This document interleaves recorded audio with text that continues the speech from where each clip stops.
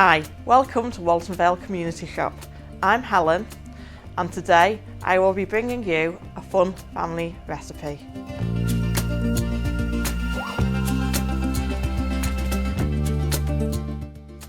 Today's recipe is macaroni cheese.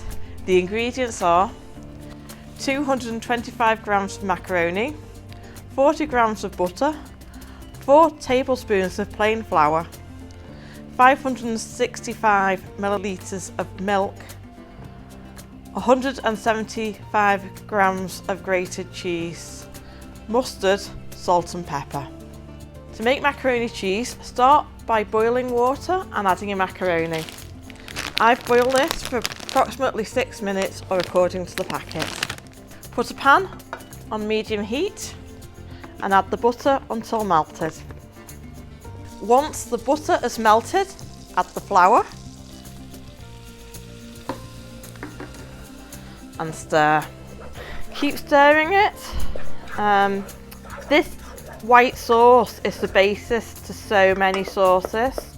So when you've got your Christmas pudding, this is the white sauce if you add sugar.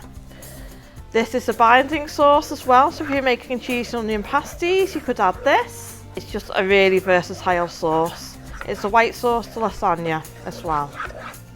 So you're wanting the flour and butter to become a little bit like sand, a little bit sandy, but don't cook it too far, but just wants to go a little bit grainy. Once that's happened, add a little bit of the milk and really stir. Once that's been absorbed, add a little bit more.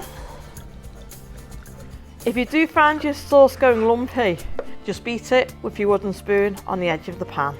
And the best way I find to stir this is to go round the edge and then make waves across. Round and make waves. And that way it doesn't get stuck to the bottom of the pan.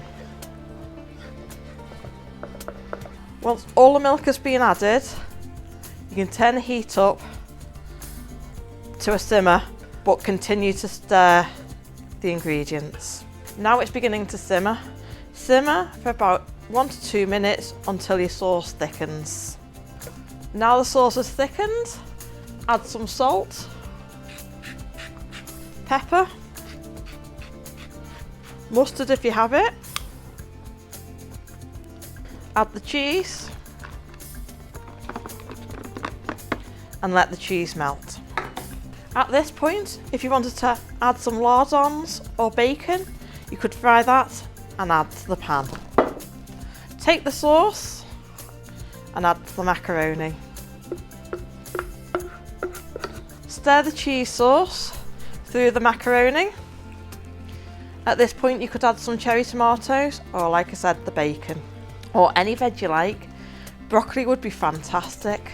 This is ready to serve as it is, or you could put it in an oven-proof bowl and add some extra cheese and toast it under the grill if you like a crispier top.